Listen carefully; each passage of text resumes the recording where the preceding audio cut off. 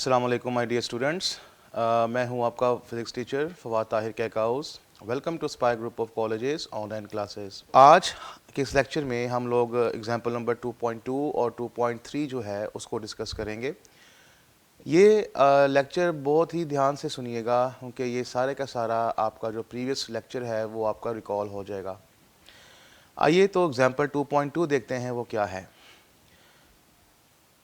We have two forces of magnitudes 10 Newton and 20 Newton acting on a body in a direction making angles 30 degree and 60 degree with x-axis respectively. Find the resultant force. हमारे पास दो forces हैं बेटा, एक magnitude है 10 Newton और दूसरी है 20 Newton. 10 Newton वाली फोर्स एंगल बना रही है 30 डिग्री और 20 न्यूटन वाली फोर्स एंगल बना रही है 60 डिग्री। तो फिर आप बताएं कि रिजल्टेंट फोर्स क्या होगी। तो बेटा मैंने न्यूमेरिकल करने का तरीका आपको साथ पहले भी शेयर किया था कि हमें सबसे पहले जो डाटा है वो लिखना है। डाटा में हमारे पास फोर्स F1 है और वो एंगल जितना बना रही है वो गिवन है। फोर्स F2 है और वो एंगल जितना बना रही है वो गिवन है। उसके बाद हमें टू फाइंड लिखना है, हमें फाइंड करना है रिजल्टेंट फोर्स। इसका सलूशन देखते हैं। बच्चों हमारे पास जो फोर्सेस हैं वो एक एंगल पे लग रही हैं। याद रखिएगा मैं आपके साथ एक बात शेयर करने लगा हूँ। अगर हमारे पास कोई वेक्टर एंगल बना रहा हो 0, 90, 180, 270 के अलावा, तो फिर हम इसको रेक्टेंगुलर कंपोनेंट्स में डिवाइड कर लेते हैं ताकि हमारे पास काम जो है वो आसान हो जाए। तो स्टूडेंट्स हमारे पास जो फोर्सेस हैं वो डिफरेंट एंगल पर हैं, तो हम इनको इनके कंपोनेंट्स में डिवाइड करते हैं। तो पहली फोर्स जो कि हमारे पास F1 है, इसका अगर हॉरिजॉन्टल कंपोनेंट देखा जाए तो वो बनेगा F1x जो कि होगा F1 cos थीटा 1। F1 10 है, थीटा 1 30 है। वैल्यूज़ को पुट करके जब सॉल्व करेंगे तो हमारे पास आंसर जो है वो निकलेगा 8.66 न्यूटन। ऐसे ही अगर हम इसी फोर्स का वर्टिकल कंपोनेंट देखें तो वो बनेगा F1y यानी कि F1 sin थीटा 1। वैल्यूज़ को पुट करेंगे तो हमारे पास आंसर जो है वो निकलेगा 5 न्यूटन। तो हमने इस फोर्स के दोनों कंपोनेंट्स फाइंड कर लिए। बिल्कुल ऐसे ही अब सेकंड फोर्स को देखते हैं। सेकंड फोर्स का हॉरिजॉन्टल कंपोनेंट होगा F2x मींस कि F2 cos थीटा 2। वैल्यूज़ को इंसर्ट करेंगे, हमारे पास आंसर निकल आएगा 10 न्यूटन। वर्टिकल कंपोनेंट फाइंड करेंगे तो वो होगा F2y, F2 sin theta 2। Values put करेंगे तो आंसर आएगा 17.32 न्यूटन। तो vector addition by rectangular components में हमने क्या सीखा था कि हमारे पास अगर एक रिजल्टेंट वेक्टर है तो वो उसका r = xi + ryj के बराबर होगा। अब चूंकि हमारे पास यहाँ पर फोर्सेस हैं, हमने r की बजाय f से रिप्रेजेंट किया है तो मैंने r को f से रिप्लेस कर दिया। अब यहाँ पर रेक्टेंगुलर कंपोनेंट्स क्या कहते हैं कि जो x कंपोनेंट है रिजल्टेंट का वो तमाम वेक्टर्स के x कंपोनेंट के सम के बराबर होगा। तो यहाँ पर हमने फिर जो x कंपोनेंट है रिजल्टेंट का वो तमाम वेक्टर्स के x कंपोनेंट के सम के बराबर है। तो मैंने फिर fx निकाला तो F1x और F2x दोनों को सम अप कर दिया तो आंसर हमारे पास आया 18.66 न्यूटन। बिल्कुल ऐसे ही अगर आपको y कंपोनेंट चाहिए तो वो तमाम वेक्टर्स के y कंपोनेंट का सम होगा। तो फिर ऐसे ही Fy जो है वो F1y और F2y के सम के इक्वल होगा। वैल्यूज़ को पुट करेंगे तो हमारे पास आंसर आएगा 22.32 न्यूटन। सो इस तरह से हमारे पास रिजल्टेंट का हॉरिजॉन्टल पार्ट और वर्टिकल पार्ट दोनों आ गए। तो अब अगर हम बेटा इनकी वैल्यूज़ को वहाँ पर पुट करें तो हमारे पास रिजल्टेंट वेक्टर f जो है वो अपीयर हो जाएगा।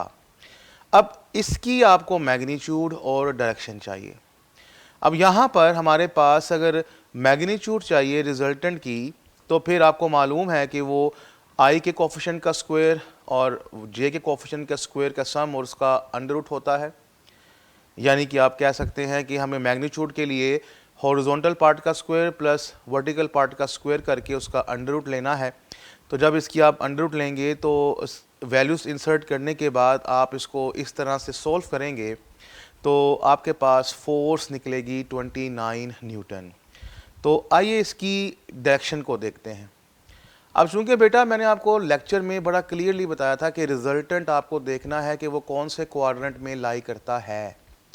तो चूंकि हमारे पास एफ एक्स और एफ वाई जो कि उसके कंपोनेंट्स हैं वो दोनों के दोनों पॉजिटिव हैं, तो हमारे पास रिजल्टेंट फर्स्ट क्वाड्रेंट में आएगा।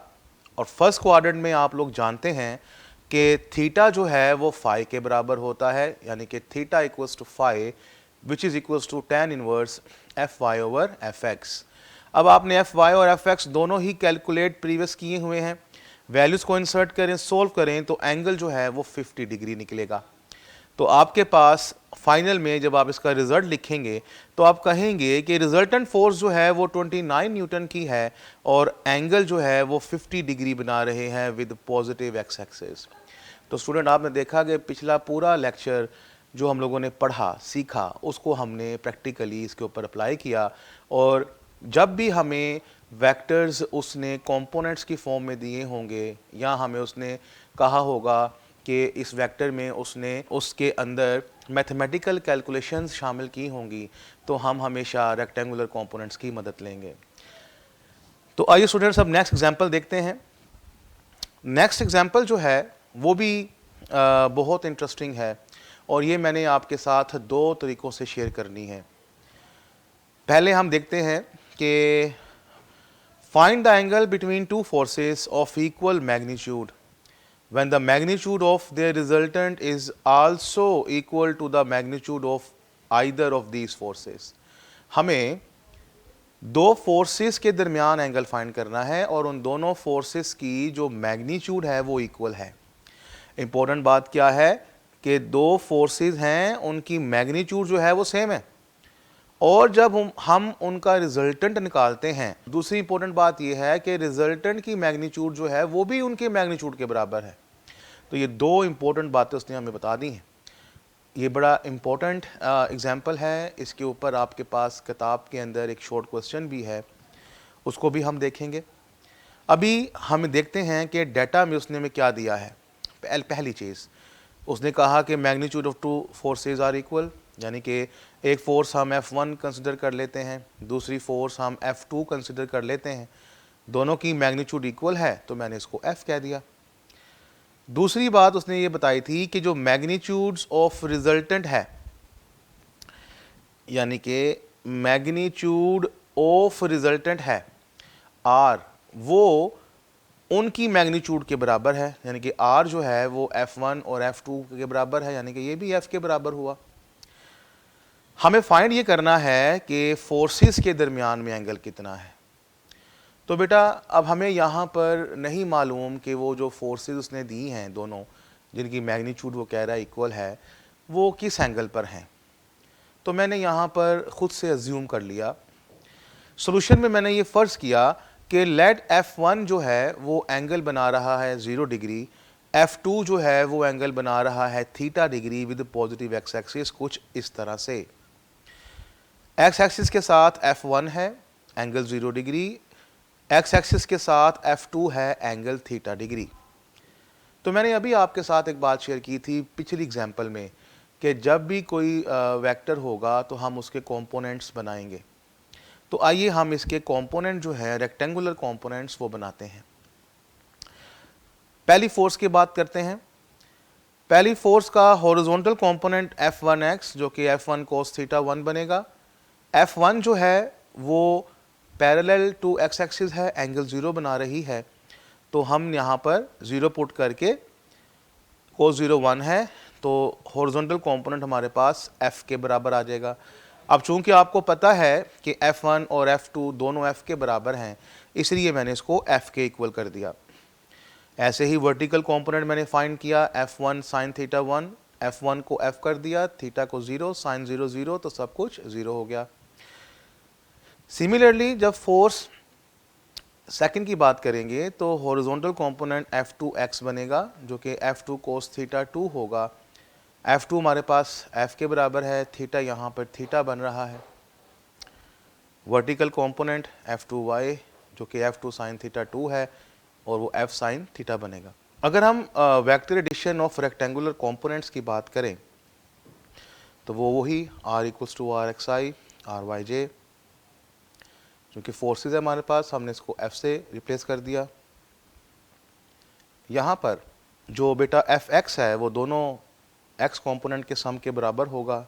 f1x f है, f2x f cos थीटा है, fy जो है वो दोनों y के सम के बराबर होगा। f1y 0 है, f2y f sin थीटा है। तो जब हम मैग्नीट्यूड की बात करेंगे तो रिजल्टेंट हमारे पास fx square plus fy square under root है। वैल्यूज़ को इंसर्ट करेंगे तो हमारे पास ये निकल आएगा। अब चूंकि रिजल्टेंट की मैग्नीट्यूड भी f के बराबर है तो मैंने यहाँ पर उसको भी f के बराबर पुट करके सोल्व किया। सोल्व करते हुए आपने एक बात का ध्यान रखा होगा कि मैंने सेकंड स्टेप के अंदर दोनों तरफ स्क्वायर ले लिया ताकि राइट साइड का जो रूट है वो कट जाए। r को मैंने f से रिप्लेस कर दिया, दोनों साइड्स को मैंने सोल्व किया और आपको मालूम है कि cos square theta plus sine square theta trigonometric identity है जो कि 1 के बराबर होती है। इसकी जगह हमने 1 लिख लिया। एफ स्क्वायर और एफ स्क्वायर ये दोनों जब मिलेंगे तो ये 2f स्क्वायर बन जाएंगे। फिर यहाँ पर इसके अंदर दोनों के अंदर 2f स्क्वायर कॉमन है, वो मैंने कॉमन ले लिया। नेक्स्ट मैंने फिर 2f स्क्वायर के अंदर जो f स्क्वायर है उसको मैंने f स्क्वायर से कैंसिल कर दिया। लेफ्ट साइड पे 1 बच गया, राइट साइड पे 2 इंटू 1 प्लस कॉस थीटा। 2 वहाँ जाके डिवाइड हो गया, 1 को वहाँ लेके गए तो वो 1/2 minus 1 equals to cos theta हो गया। 1/2 माइनस 1 करेंगे तो माइनस 1/2 आ जाएगा। कोस को वहाँ लेके जाएंगे तो कोस इनवर्स 1/2 हो जाएगा। और इसको जब कैलकुलेटर से आप सोल्व करेंगे तो एंगल 120 डिग्री निकलेगा। इसका मतलब ये हो गया कि अगर हमारे पास दो इक्वल मैग्नीट्यूड वाली फोर्सेस को 120 डिग्री एंगल पे रख कर ऐड किया जाए तो फिर इनका रिजल्टेंट की मैग्नीट्यूड भी वही आएगी। तो ये बेटा उसकी रिक्वायरमेंट थी। इस क्वेश्चन को हम एक और तरीके से भी देखते हैं, लेकिन उससे पहले मैं आपके साथ एक छोटी सी चीज़ शेयर कर लूँ। बेटा हम लोग ऑलरेडी पढ़ चुके हैं कि अगर हम कंपोनेंट्स की बात करें और ए और बी वेक्टर्स हमारे पास रिजल्टेंट के कंपोनेंट्स हों और उनको 90 डिग्री पे रख कर ऐड किया जाए तो हमारे पास कुछ इस तरह से रिजल्टेंट आता है। लेकिन यहाँ पर आपको मालूम है कि रिजल्टेंट का फॉर्मूला है A square plus B square under root. इसमें खासियत क्या है?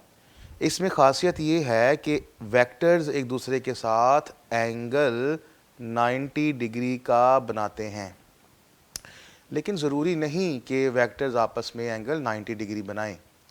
हो सकता है कि वेक्टर इस तरह से ऐड हों। अब यहाँ पर तो एंगल 90 डिग्री का नहीं है, तो फिर इस केस में अगर आपको रिजल्टेंट फाइंड करना पड़ जाए तो रिजल्टेंट निकालने के लिए हम जो फॉर्मूला यूज़ करेंगे वो फॉर्मूला होगा ये, यानी कि A square plus B square plus 2ab cos theta under the root. अब जो क्वेश्चन मैं दोबारा से आपके साथ शेयर करता हूँ, एग्जाम्पल में उसने आपसे कहा कि फोर्सेस इक्वल मैग्नीट्यूड की हैं और उनका रिजल्टेंट भी वही मैग्नीट्यूड रखता है, तो फोर्सेस के दरमियान में एंगल क्या है? अब जैसे कि मैंने अभी आपसे बात शेयर की कि हमें नहीं मालूम कि एंगल क्या है। पिछले मेथड में हमने खुद से सपोज किया था कि एक एंगल 0 है और एक एंगल थीटा है। अब उसी सवाल को हम एक डिफरेंट एंगल से पढ़ रहे हैं और हमने यहाँ पर कहा कि एंगल जो है वो हमें नहीं मालूम कि वो क्या है, तो फिर हम इसके लिए एक अल्टरनेट मेथड फॉलो करते हैं। इसमें हमें डाटा उसने क्या दिया कि दोनों फोर्सेस की मैग्नीट्यूड सेम है, यानी कि हम एक को ए मान लेते हैं, एक को बी मान लेते हैं और उनकी मैग्नीट्यूड रिजल्टेंट की भी उसके बराबर है। तो निकालना क्या है? एंगल। तो अब चूंकि हमें मालूम है कि एंगल कोई भी बन रहा है तो हम इसके अंदर जो फॉर्मूला इस्तेमाल करेंगे वो ये होगा। अब अपने डाटा को इस पर अप्लाई करें। मैंने क्या किया, ए और बी दोनों चूंकि आर के बराबर हैं तो मैंने सबको आर के इक्वल कर दिया। सोल्व करने के लिए मैंने स्क्वायर ले लिया, देन वही बात, दोनों में आर स्क्वायर जो है वो कॉमन है, वो कॉमन ले लिया। देन दोनों तरफ से आर स्क्वायर कैंसिल हो रहा है, मैंने कैंसिल कर दिया। 1 equals to 2, 1 plus cos theta आ गया, 2 वहाँ जाके डिवाइड हो गया, 1 वहाँ जाके माइनस हो गया, -1/2 और angle will be again 120 degree. तो आपने देखा कि इस मेथड से भी वही आंसर आता है जो हम लोगों ने आर्टिकल के मेथड को फॉलो करके निकाला। तो बेटा आपके पास दोनों ऑप्शंस हैं, दोनों में से जो सा मर्जी मेथड अप्लाई कीजिए। ज़्यादातर स्टूडेंट्स मेथड नंबर 2 जो है वो अडॉप्ट करते हैं, टाइम बचता है। तो स्टूडेंट्स आज के इस लेक्चर में आपने जो 2 एग्जांपल्स को देखा, इनको बहुत अच्छे से स्टडी कीजिएगा। पिछला लेक्चर जो कि नहायत इंपॉर्टेंट लॉन्ग क्वेश्चन था, वो बहुत अच्छा क्लियर हो जाएगा। जी स्टूडेंट्स, तो फिर आपने ये देखा कि किस तरह से हमने एक न्यूमेरिकल को एक डिफरेंट तरीके से सॉल्व किया और हमारे पास एग्जैक्टली वही आंसर आया जो पहले आया था। तो बच्चों ये मेथड अल्टरनेट मेथड है, हम इसको मैथमेटिक्स में भी इस्तेमाल करते हैं, एक्चुअली ये वहीं से लिया गया है। तो आप इसको अगर इससे करना चाहें तो इससे भी आप कर सकते हैं, इसमें कोई हर्ज नहीं है। न्यूमेरिकल भी आपके पास जो है आएगा तो तब भी ऐसे कर सकते हैं, और ये चूँकि शॉर्ट क्वेश्चन में आपकी बुक के अंदर दिया है तो ये न्यूमेरिकल की तरह पर भी, न्यूमेरिकल की जगह भी ये आ सकता है, वो पूछ सकता है। तो न्यूमेरिकली उसने इसको एग्जाम्पल में कोड कर दिया है और शॉर्ट क्वेश्चन में ये ऑलरेडी आपकी बुक के अंदर मौजूद है। तो आज के इस लेक्चर में हम इतना ही करते हैं। नेक्स्ट लेक्चर में हम लोग जो प्रीवियस हमारे पास कॉन्सेप्ट्स थे उनका रिव्यू देखेंगे, जैसे हम लोगों ने पहले किया था। कुछ एमसीक्यूज़ आपके साथ शेयर किए जाएंगे जो कि पास पेपर में बड़े इंपॉर्टेंट हैं और कॉन्सेप्चुअल हैं, उसको देखेंगे। तो इंशाल्लाह नेक्स्ट लेक्चर तक अपने टीचर को इजाज़त दीजिए, अपना ख्याल रखिएगा। अल्लाह हाफिज़।